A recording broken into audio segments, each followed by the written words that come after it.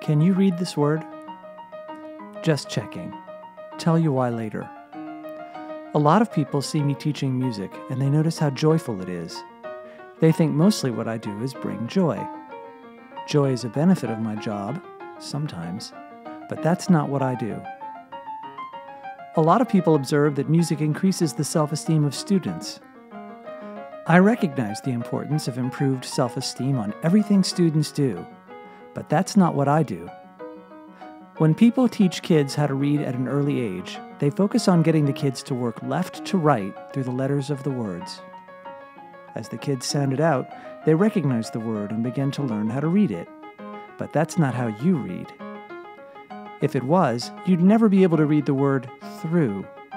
You'd pronounce it t-h-r-u-g-h. When you see the word, you look at the whole thing, probably moving your eyes rapidly in a lot of different directions, and you say the sounds that match the picture of that word.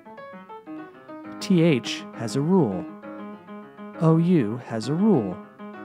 GH has a rule, and none of them rely on sounds you'd make going left to right. You don't read sequentially.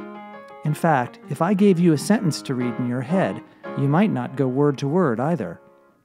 Look, if I read a sentence to you very slowly, word by word, it would drive you crazy. Once, any,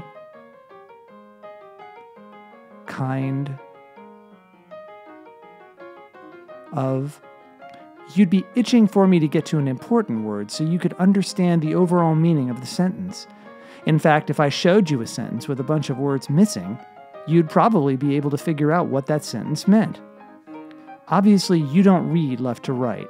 You look for the most important things first, then use the rest to fill in the details. Whole, then parts. So how essential is that skill, that nonlinear thinking skill, that whole-to-parts skill? Have you ever watched a lot of students who seem to understand how to do a math problem after they see it done? And then they try by themselves and they have no idea what to do? The only kids that end up understanding are the ones that comprehend the whole and then can recognize the steps. Some never do this, and they're blamed for not following instructions, for not behaving, for not trying. If they could only relate the parts to the whole, they could do what they saw. Wouldn't it be great if there was a teacher whose job it was to teach students how to go from the whole to the parts and back again? Someone whose class was dedicated to showing students how to relate the two things so they could solve any kind of academic problem. Wouldn't that help so many students do better in all their tests? When my students memorize a piece of music, they know it backwards and forwards, the way you know your nursery rhymes, and they can think that way as a result. When I teach them to read music, they learn to look at symbols which are not arranged in a simple straight line and convert them into an understandable train of sounds.